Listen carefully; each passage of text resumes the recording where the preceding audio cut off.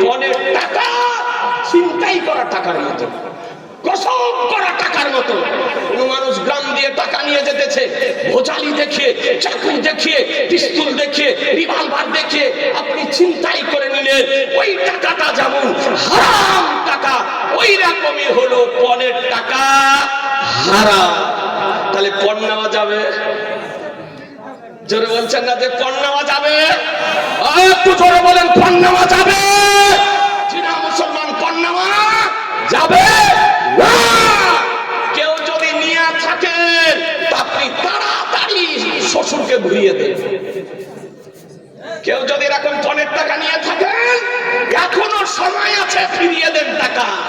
বলে আব্বা তা শ্বশুর আব্বা মশলা জানতাম না, মশলা শুনিনি, মশলা জানা ছিল না, এই জন্য পণটা নিয়েছিলাম, 50,000 নিয়েছিলাম, 1 লাখ নিয়েছিলাম, গাড়ি নিয়েছিলাম।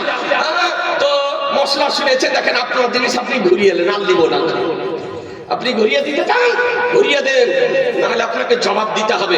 এবার ও যদি বাপের বেটা হয় বলে যে বাপজি চাপ তোমাকে দিয়েছিলাম তো দান করে দিয়ে, দান যদি করে দেয় তো ওটা চাইতে হয়ে যাবে।